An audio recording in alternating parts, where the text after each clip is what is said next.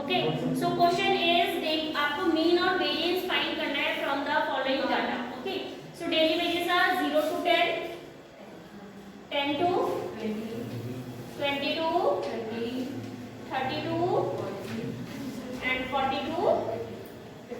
Okay, now frequency is given, that is 2, 7, 10, 5 and 3. Okay, now you have to calculate mid value because आपको d निकालने के लिए m minus a चाहिए होता है, mid value आपको निकालनी पड़ेगी। ठीक है, तो इसका बीच की वैल्यू क्या आएगी 5, यानी कि this plus this upon 2। ठीक है मानो, lower limit plus upper limit upon 2 that is 5। 10 plus 20 कितना होता है 30, 30 को 2 से डिवाइड करोगे दैट इज 15। 20 plus 30 कितना होता है 50, 50 डिवाइडेड बाय 2 इज 25। यानी देखो यहाँ पे 10 डेज का गैप है तो यहाँ पे 10 डेज का गैप करके लिख लो।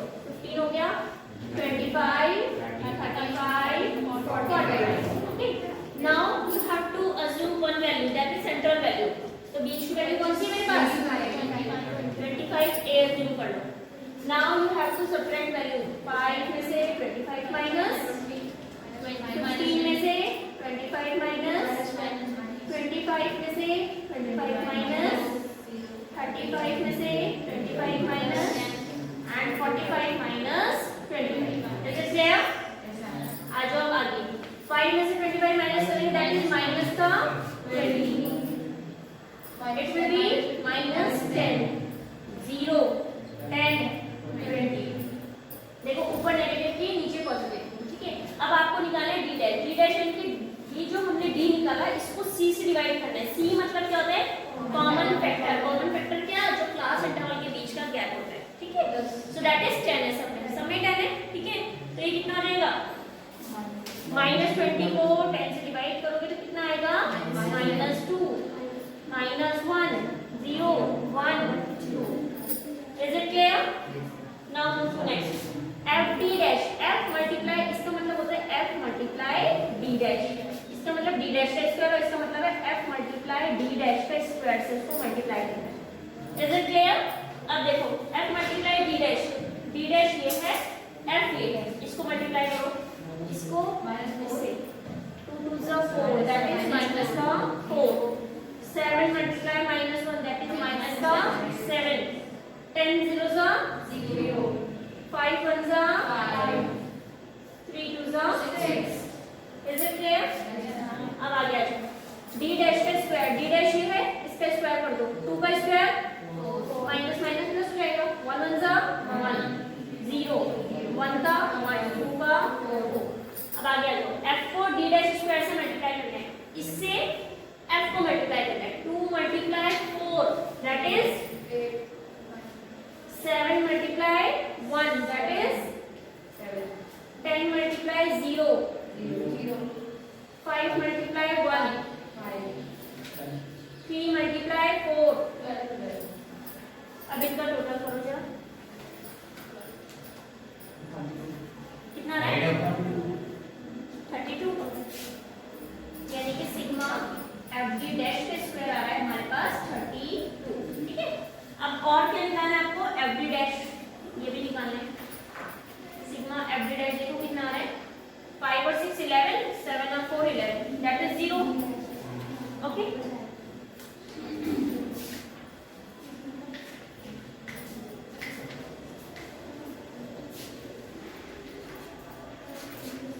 That is 0। ओके, अब आपको फर्स्ट हमें फाइंड क्या करना है इसमें मीन। तो फॉर्मूला क्या होता है मीन का, अज्यूम वाले में a plus sigma F D dash upon sigma F into C. Value लगा सकते हो। a कितना है 25 अज्यूम करा था, एफ डी डैश कितना है sigma, this is 0। Sigma F कितना है, सिग्मा एफ यानी कि इसका टोटल करो कितना है 27। राइट है 27 इंटू सी कितना है कॉमन फैक्टर 10, तो दैट इज 25। ये तो 0 हो जाएगा, प्लस करोगे है ना, तो that is 25 plus 0 is equal to 25। Mean का कितना आ गया आंसर 25। अब इसके बाद आपको वेरिएंस निकालना है। वेरिएंस का फॉर्मूला क्या होता है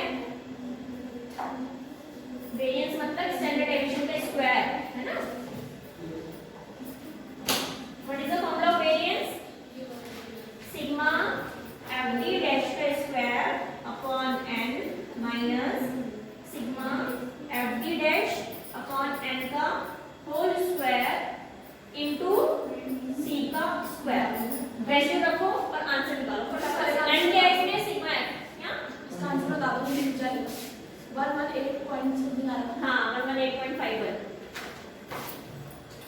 तो इस में स्क्वायर रूट तो फाइंड करना ही है, मल्टीप्लाई करना है आपको डायरेक्ट, ठीक है। जल्दी करो, इसका आंसर देखो कितना आ रहा है। चलो ठीक है, तो वेरिएंस का आंसर आ रहा है 118.51। Now write down next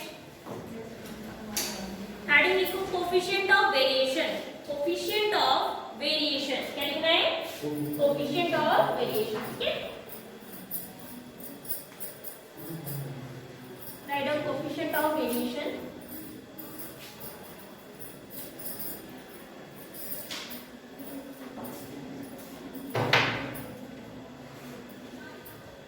Write down coefficient of variation is 100 times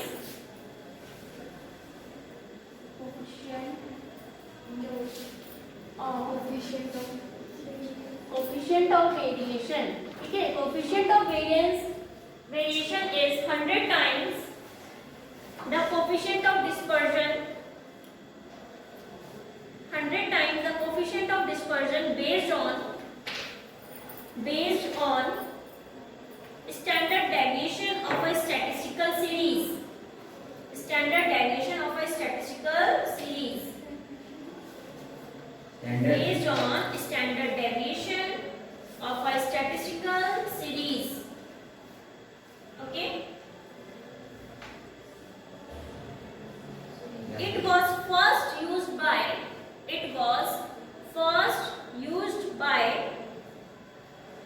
the famous statistician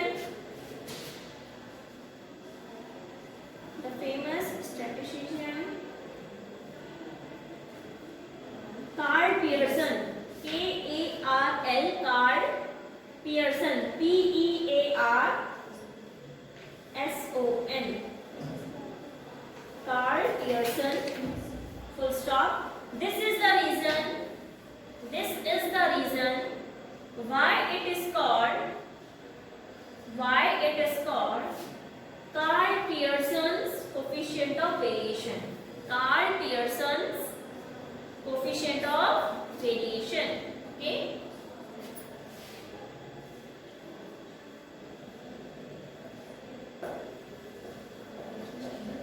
Carl Pearson, full stop. Now write down formula. From next line write down formula coefficient of variation. Formula है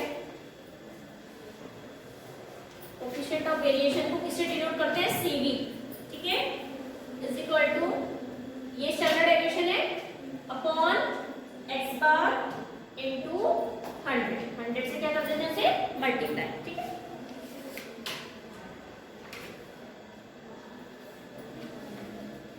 done. Now write down calculation of coefficient of variation.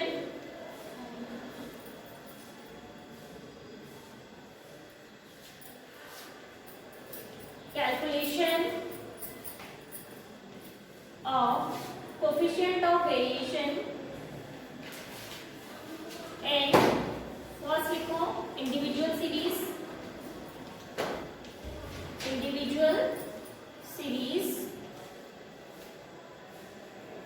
that is CV is equal to standard deviation upon mean into 100.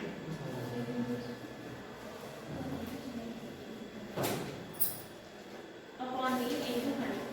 Second है discrete series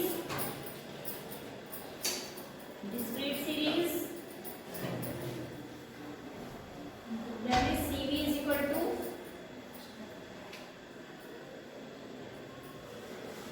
standard deviation upon mean into 100.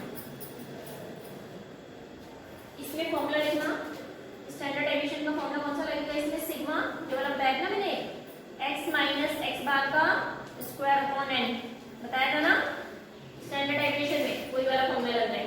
इसमें standard deviation निकालने के लिए कौन सा formula लगाओगे? यहाँ पे ब्रैकेट में लिख लेना that is sigma square root है sigma F D X square upon n minus sigma F D X upon n का होल स्क्वायर, ठीक है। और मीन का तो आपको पता ही है, इस बार आना ही है, ठीक है। इसमें ये स्टैंडर्ड डेविएशन आ रहा है ना ऊपर देखो, तो स्टैंडर्ड डेविएशन का इंडिविजुअल सीरीज है जिसमें फ्रीक्वेंसी नहीं गिवन होती है, वहां पे हम पहले स्टैंडर्ड डेविएशन का फॉर्मूला ये लगाते हैं, फिर वैल्यू यहाँ पे पुट करके आंसर निकाल लेते हैं, ठीक है। सेकंड में जो डिस्क्रीट सीरीज होती है उसमें स्टैंडर्ड डेविएशन निकालने का फॉर्मूला वो है, देन वैल्यू पुट यहाँ पे करके और आंसर आ जाएगा, ठीक है। नेक्स्ट थर्ड सीरीज कौन सी होती है, फ्रीक्वेंसी डिस्ट्रीब्यूशन सीरीज, ठीक है, उसका लिखो। थर्ड है फ्रीक्वेंसी डिस्ट्रीब्यूशन, जिसमें क्लास इंटरवल और फ्रीक्वेंसी गिवन होती है आपके पास।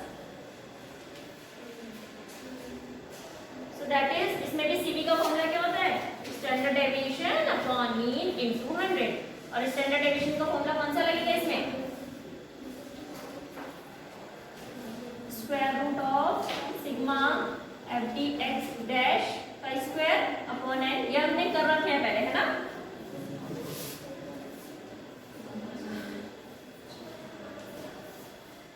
और इनटू क्या आता है इसमें, सी, ठीक है।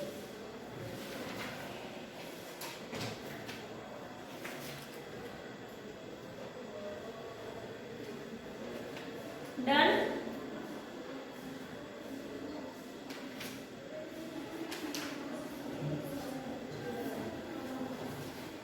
हो गया, फॉर्मूले लिख लिए। अब क्वेश्चंस लिखो, तीनों का एक क्वेश्चन, तीनों मेथड से एक क्वेश्चन लिखो, ठीक है। क्वेश्चन लिखो, calculate coefficient of variation, you can write down CV instead of coefficient of variation. Calculate coefficient of variation, now make 4 columns, horizontally vertical में बनाना है, ठीक है। 4 कॉलम्स बनाओ। फर्स्ट में लिखो सीरियल नंबर, सेकंड में मार्क्स, मार्क्स को ब्रैकेट में लिख देना x, ठीक है। नेक्स्ट में स्मॉल वाला x, क्या फॉर्मूला होता है, x minus x bar, small x is equal to x minus x bar, और लास्ट में क्या हो जाएगा, x का स्क्वायर, यानी कि x माइनस x बार का स्क्वायर। वर्टिकल का है,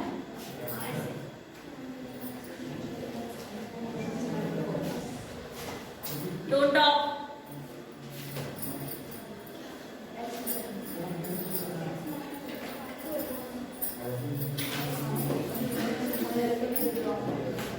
देखो यहाँ पे मैंने क्या बोला आपको, पहले में क्या लिखना है, serial number, then marks, marks को ब्रैकेट में क्या लिखोगे, x, फिर स्मॉल x निकालना है, स्मॉल x का फॉर्मूला होता है x माइनस x बार, और नेक्स्ट में क्या हो जाएगा, x स्क्वायर, यानी कि x माइनस x बार जो आपने निकाला उसका स्क्वायर, इसका स्क्वायर, ठीक है।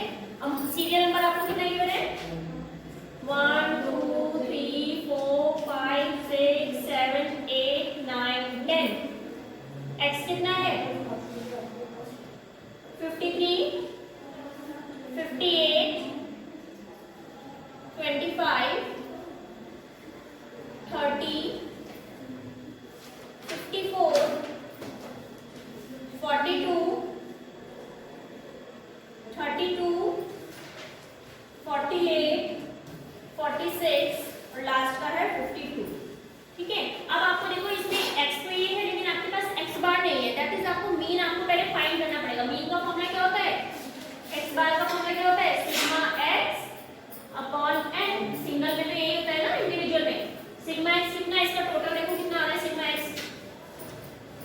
फाइंड आउट टोटल, x का टोटल देखो कितना आ रहा है,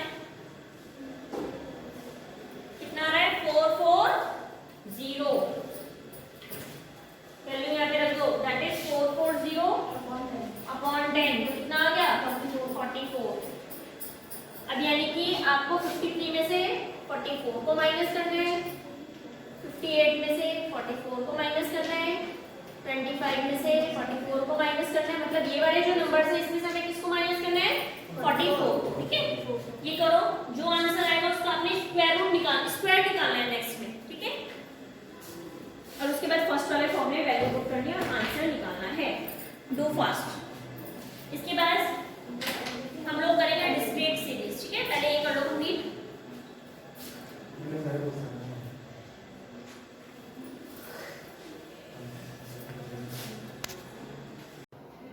ओके, सो नाउ लॉरेंस का write down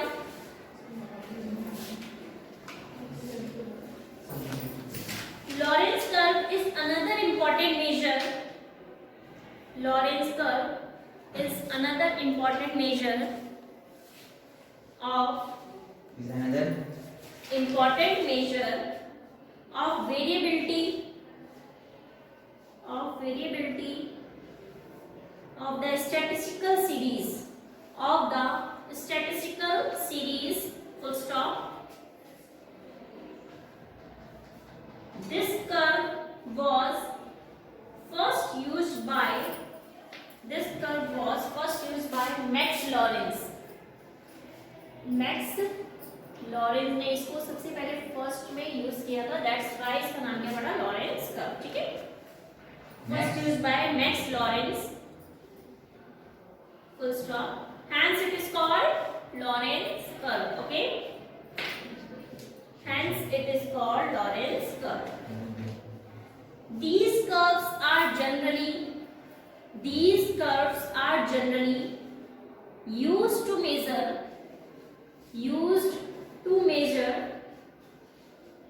variability in the distribution of income and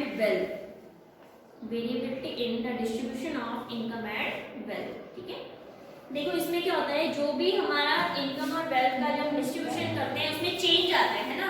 ऐसा तो नहीं कि सबको इक्वल मिल रही है. अगर ए को 100 मिल रही है, जैसे सपोज अगर मैं इनकम की बात कर रही हूँ, ए को अगर 100 मिल रही है तो बी को 200 मिल रही होगी, सी को 250 मिल रही होगी, सबकी अलग अलग होती है ना. तो उसको मेजर करने के लिए ये कर्व बनाया जाता है. ठीक है, किस तरीके से जो डिस्ट्रीब्यूशन हुआ है, वेरिएबिलिटी क्या से उनकी चेंज हुई है, that's why this curve is to be made. ठीक है, now write down question number 1 based on this. Write down draw a Lorentz curve of the following data. Okay, now question लिखो. You have to make a horizontal table. horizontal में table बनाना है. Income,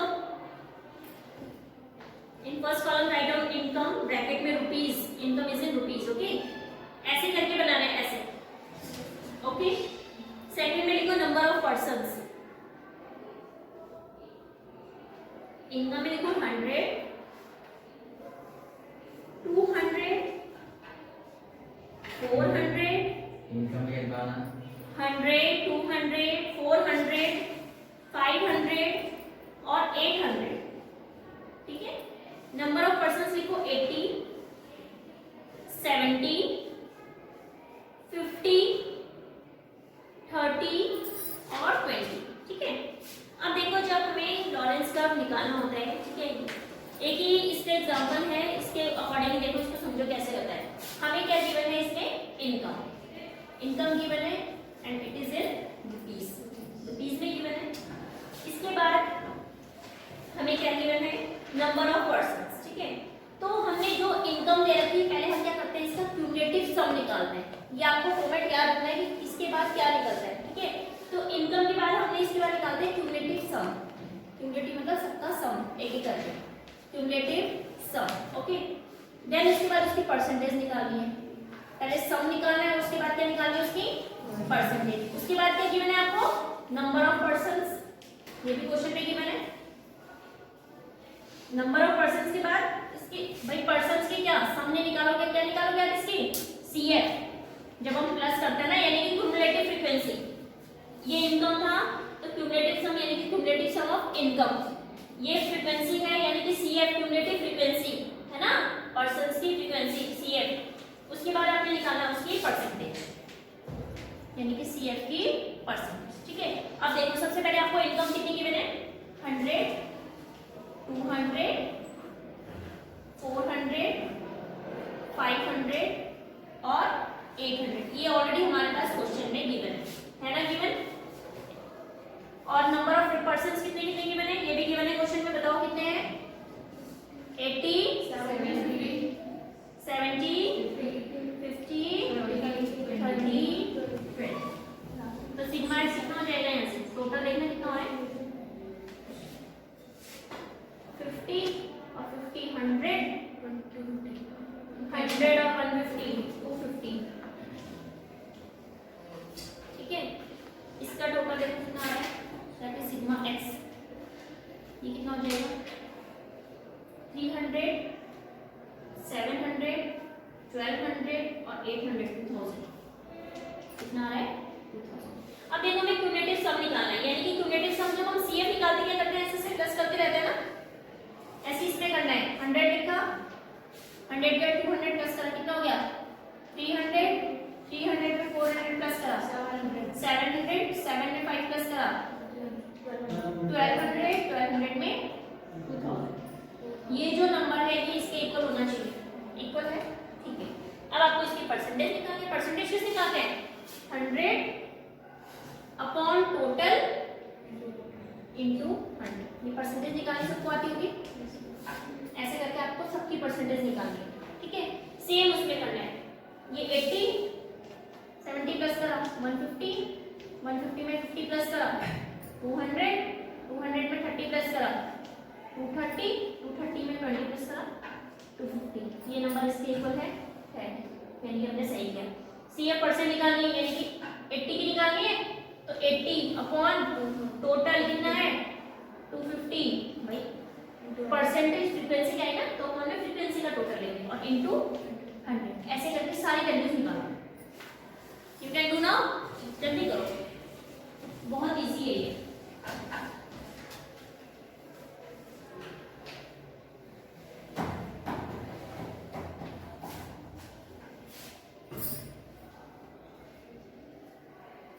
जल्दी निकालो, उसके बाद मुझे value बताना कि किसमें आती है, ठीक है।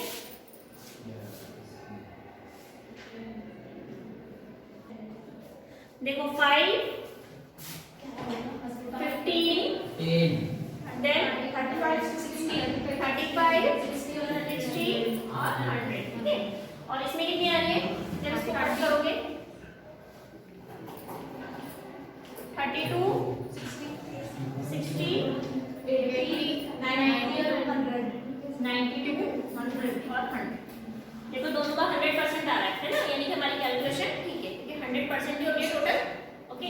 अब आपको क्या निकालना है इसमें, लॉरेंस कर्व। यहाँ तक सबका कंप्लीट हुआ, अब आपको लॉरेंस कर्व निकालना है। देखो जो लॉरेंस कर्व बनता है, हमने ये परसेंटेज क्यों निकाली, क्योंकि जो लॉरेंस कर्व निकालता है ना, इन नंबर से और इस नंबर से, परसेंटेज के नंबर्स को लेके कर्व बनना है, इसको लेके नहीं बनाना हमने कर्व, ठीक है। लॉरेंस कर्व किसके बेस पे बनता है, according to the percentage numbers, ठीक है। तो चलो कर्व बनाते हैं।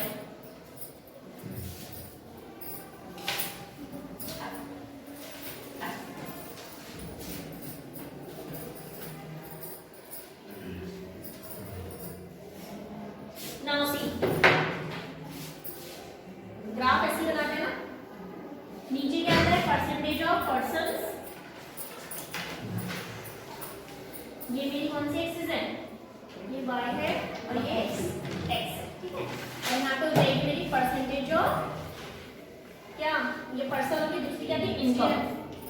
इनकम ये तो हो गई ना, सी ए वाला, तो परसेंट वही तो होगी सी ए, फ्रीक्वेंसी नंबर ऑफ पर्सन्स है ना। तो एक हो गया परसेंटेज ऑफ इनकम, दूसरा हो गया परसेंटेज ऑफ पर्सन्स, ठीक है।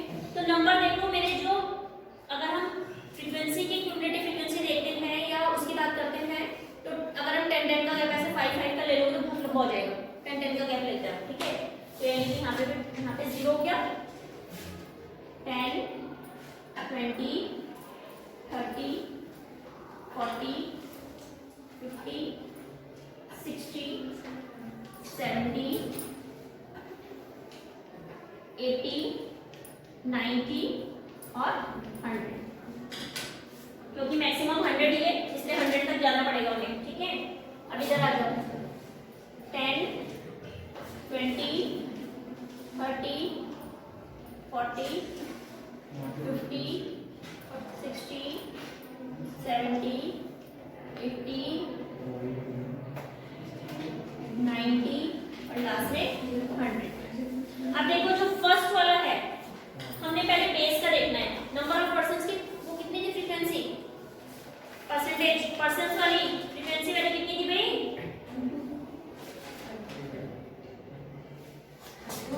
32। 32 पे कितना है, इनकम कितनी थी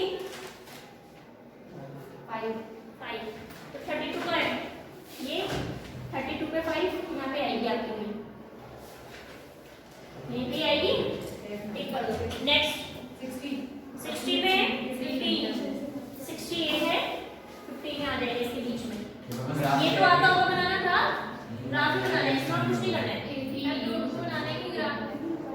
पेपर में पूछ रहा हूँ मैं, पेपर में पेपर में बनाना है आपने, कोई जो नहीं था इसमें, इसलिए आप लेकिन स्केल से मेजर करके करना है, इसमें कोई नहीं होनी चाहिए, ये जो गैप होता है ये इक्वल गैप में होना चाहिए, ठीक है पेपर में ना? आएगा, ना। पेपर में आएगा। अब इसके बाद देखो नेक्स्ट 80 से 35, 80 इसका है और 35 इसका है, दैट इज हेयर। उसके बाद 92 पे 60, 90 ये है तो 92 यहाँ पे होगा, 92 पे 60, 92 पे 60 यहाँ पे है। उसके बाद क्या है 100 पे 100, यानी कि 100 पे 100 वाला ये, ठीक है? अब इसको आपने ज्वाइन करना है, दैट इज ये ऐसे करके कर्व आ रहा है हमारा, ये कौन सा कर्व हो गया मेरा? लॉरेंस कर्व, लेकिन ठीक है ये तो हो गया लॉरेंस कर्व। अगर मैं इसको इक्वल डिस्ट्रीब्यूशन देती तो इस पॉइंट को अगर मैं इससे ज्वाइन कर देती हूँ तो ये होना था मेरा इक्वल डिस्ट्रीब्यूशन, है ना? मैं इक्वल करती तो स्ट्रेट लाइन आ रही थी ना, लेकिन अलग अलग डिस्ट्रीब्यूशन हुआ तो मेरा कर्व कौन सा है? ये लॉरेंस कर्व। समझ में आया? इजी है ना?